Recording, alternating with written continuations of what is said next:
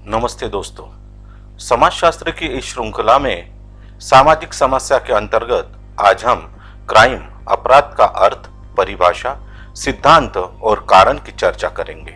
अपराध क्राइम का हिंदी पर्याय है। क्राइम एक फ्रेंच शब्द है जिसे जुर्म, कसूर, पाप और गुनाह आदि के पर्यायवाची के रूप में इस्तेमाल किया जाता है। वास्तव में क्राइम शब्द लैटिन भाषा के शब्द क्राइमिन से उत्पन्न हुआ है, जिसका शाब्दिक अर्थ होता है विलगाव अथवा अलगाव। इस प्रकार अपराध एक ऐसी घटना है जिसके कारण से अपराधी समाज से विलग हो जाता है, अर्थात उसके मन में समाज के प्रति अलगाव पैदा हो जाता है। अपराध की परिभाषा। विभिन्न राष्ट्रीय अंतर्राष्ट्रीय विद्वानों ने अपराध शब्द को अपने अपने तरीके से परिभाषित किया है। अपराध को परिभाषित करते हुए ऑकबर्ट कहते हैं कि अपराध वह कृत्य या अपकृत्य है जो समाज के समुदाय के हित के विरुद्ध है और जो विधि द्वारा निषेध है, जिसको करने पर सरकार को दंड देने का भी अधिकार होता है। मेरर के मुताबिक अपराध किसी भी कानून का उल्लंघन करने की प्रक्रिया है।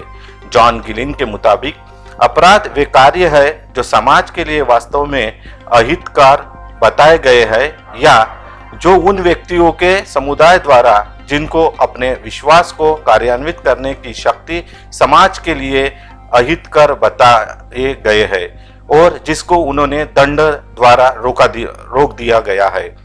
सदरलैंड के मुताबिक अपराधी आचरण वह आचरण है जिसमें अपराधी कानून भंग होता है।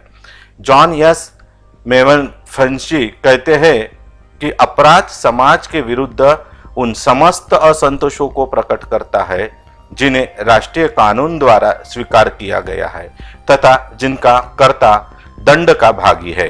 अपराध की परिभाषा को स्पष्ट करते हुए ट्रेफर्ड कहते हैं, अपराध वे कार्य है जिनको करना कानून द्वारा रोका गया है और जो विधि द्वारा दंडनीय माने गए हैं।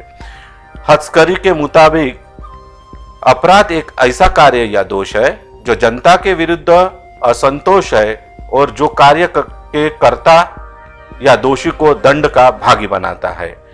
लैंडिस कहते हैं, अपराध का कार्य है जिस राज्य में सामूहिक कल्याण के लिए हानिप्रद घोषित किया है और जिसके लिए दंड देने के लिए राज्य शक्ति रखता है।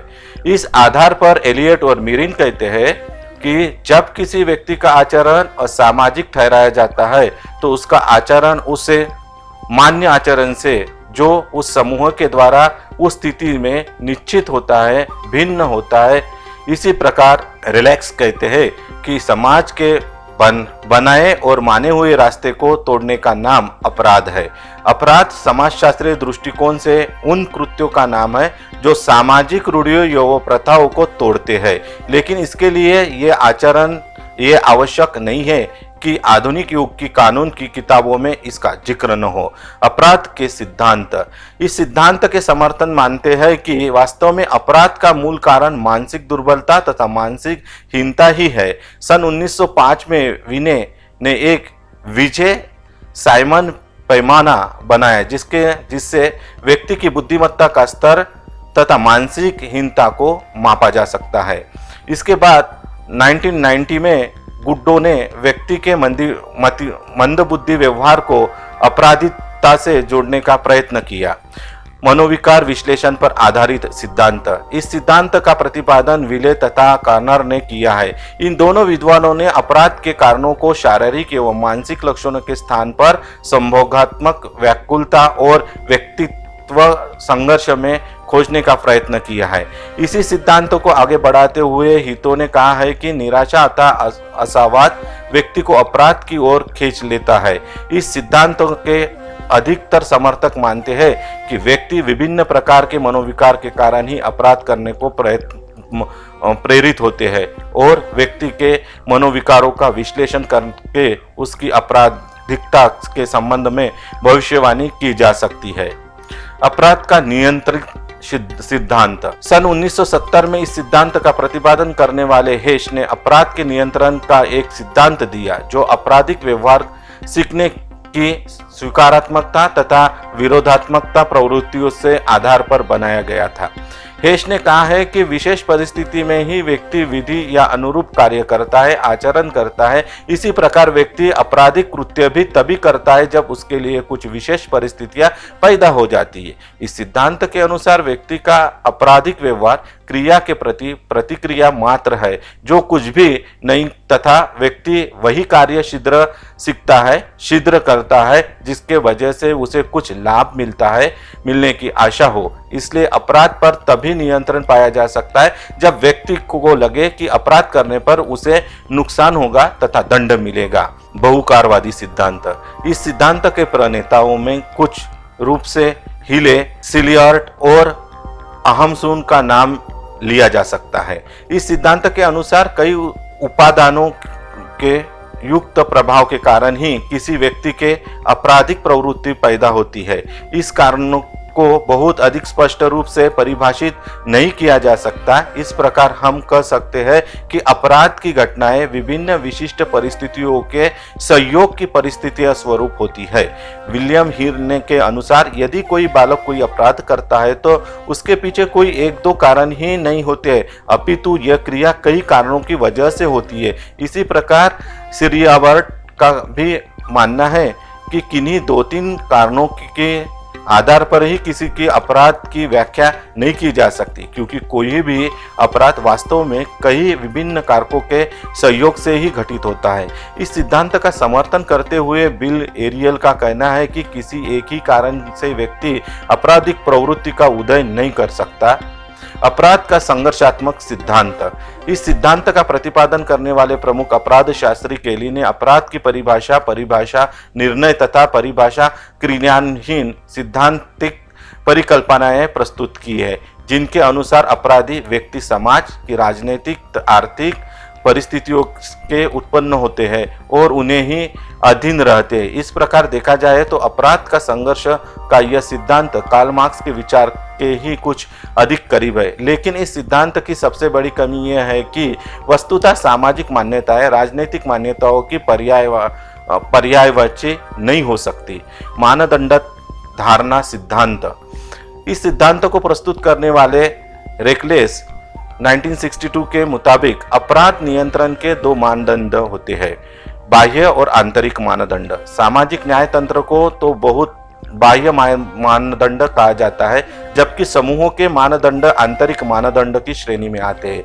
रेकलेस के अनुसार जो व्यक्ति बाह्य और आंतरिक मानदंड नियंत्रणों को धारण करने की शक्ति रखते हैं, वह मनोवृत्ति रखते हैं, उनमें आपराधिक प्रवृत्ति उत्पन्न होने की आशंका कम होती है, जबकि जो व्यक्ति इस धारणा के अयोग्य होते हैं या कमजोर होते हैं, उनमें आपराधिक प्रवृत्ति पैदा होने की आशंका काफी प्रबल होती है। आरोपण सिद्धांत। इस सिद्धांत का प्रणेता फ्रैंक को माना जाता है तथा इस सिद्धांत में समाज के सदस्यों की प्रतिक्रिया के आधार पर अपराध को संभालने का विचार दिया गया है। बाद में इसी सिद्धांतों को एडविन लेमंड ने विकसित किया, जिनके अनुसार औपचारिक तथा आपराधिक सामाजिक प्रक्रिया द्वारा परिभाषित की जाती है और इस आपराधिकता का स्वभाव और दर अपराधी की भूमिका के साथ सामाजिक प्रतिक्रिया द्वारा ही स्वरूप ग्रहण करते हैं। अपराध के विभिन्न सिद्धांतों में हम पढ़ चुके हैं कि अपराध का सबसे बड़ा कारण व्यक्ति की मानसिकता तथा बौद्धिक दुर्बलता ही होती है। अपराध के कारण।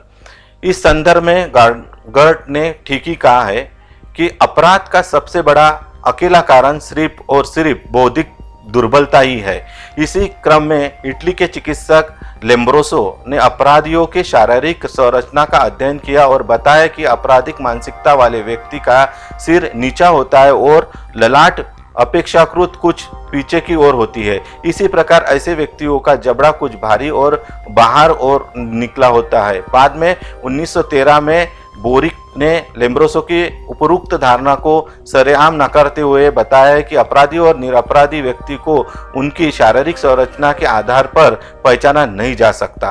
कुछ भी हो, इतना तो निश्चित है कि व्यक्ति की आपराधिक प्रवृत्ति के पीछे उसकी मनोवृत्ति और मानसिक स्थिति का ही महत्वपूर्ण हाथ होता है। शिकागो के विद्वान हिल ने अपने एक अध्ययन में पाया है कि लगभग 28% अपराधी मूर्ख होते हैं। इसी प्रकार कैलिफोर्निया के समाजशास्त्री विलियम ने बाल अपराधियों के बीच एक सर्वेक्षण किया और पाया कि प्रतिशत से भी अधिक बाल अपराधी मंद बुद्धि वाले थे। इसके बाद कई वैज्ञानिकों ने इसी प्रकार के अध्ययन में पाया कि मंद बुद्धि तथा मानसिक कमजोरी अपराधिकता का एक मुख्य कारण होता है, लेकिन साथ ही कुछ कुशाग्र बुद्धि वाले व्यक्ति भी अपराधी होते हैं। अध्ययन बताता है कि जालसाजी, तस्करी और धोखाधड़ी जैसे अपराध अधिकतर तीव्र बुद्धि वाले अपराधी ही करते हैं। कुछ अत्यधिक तीक्ष्ण बुद्धि वाले अपराधियों का अध्ययन करने पर पाया गया है कि ऐसे व्यक्ति का रुझान किशोर अवस्था से ही अपराध की ओर था और उन्होंने अपराध के लिए अवसर व उपयुक्त परिस्थितियों मिली तो उन्होंने अपनी बुद्धि का प्रयोग किया। आपराधिक कृत्यों को मानने के लिए जब व्यक्ति अपनी आंतरिक इच्छाओं को दबा लेता है तो ऊपर से भले ही वो यह लगता है कि उसने अपनी इच्छाओं को दबा लिया है, लेकिन वास्तव में ऐसा नहीं होता है। वस्तुतः दमित इच्छाएं मन मस्तिष्क के किसी कोने में जाकर सुप्त अवस्था में बैठ जाती है। जब कभी भी व्यक्ति को आपराधिक माहौल मिलता है तथा दमित इच्छाएं को फल फूलने का अवसर मिलता है तो व्यक्ति आपराधिक कुकृत्य करने लगता है, अपनी इच्छाएं पूरी करने लगता है। उदाहरण स्वरूप हमने देखा है कि किसी कामुक व्यक्ति की काम से संबंधित इच्छाएं दबाने पर भी नष्ट नहीं होती है। यदि व्यक्ति की काम इच्छाओं को दमित किया जाता है, दबाया जाता है, तो वो विकृत स्वरूप में अपना सिर उठाने लगती है। परिणाम स्वरूप व्यक्ति छेड़खानी, यौन उत्पीड़न जैसे कुकृत्य करने लगता है। बलात्कार करने लगता वाला व्यक्ति पीड़ित को दुख पहुंचाकर सुख का अनुभव करता है, अर्थात उसकी मानसिक विकृति हो जाती है। मनोवैज्ञानिक का मानना है कि कई बार व्यक्ति अपनी मानसिक दोषों के चलते भी अपराध करने लगता है। यदि व्यक्ति की बौद्धिकता में कमी होगी तो वो अपराध की ओर अधिक तेजी से और अधिक सरलता से जुड़ जाता है। मनोवैज्ञानिक सर्वेक्षण में पाया गया है कि मानसिक रूप से दुर्बल व्यक्ति और दुर्बल इच्छा शक्ति वाले व्यक्ति आसानी से किसी के भी कहने में आ सकते हैं। ऐसे व्यक्ति को यदि अपराध करने के लिए प्रेरित किया जाता है तो वह आसानी से अपराध निर्देशित को मान लेते हैं। मानसिक दुर्बलता के कारण व्यक्ति यह निर्णय नहीं कर पाता है कि जिस कार्य को उसे करने के लिए प्रेरित किया जा रहा है वह सही है या गलत है।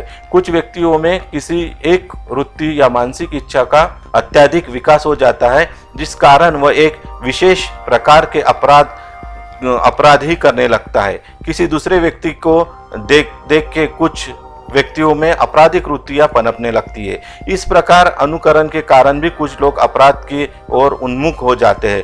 जब कोई व्यक्ति गैर कानूनी धंधे करके ऐश आराम से रहता है तो उसके आसपास के लोग उसका अनुकरण करने लगते हैं। इस प्रकार अनुकरण की आपराधिक प्रवृत्ति के लिए जिम्मेदार होता है। इस प्रकार स्पष्ट होता है कि मनोवैज्ञानिक कारणों से भी व्यक्ति अपराध करने लगता है। मनोवैज्ञानिकों ने अपराध के निम्नलिखित मनोवैज्ञानिक आधार को ही पहचाना है: मानसिक दोष, मानसिक दुर्बलता, पौत्रिक विशेषताएं, धार्मिक इच्छा, अनुकरण, प्रवृत्तिशीलता, पारिवारिक कारण, निर्धनता, भौतिकवादी संस्कृति, आधुनिकता।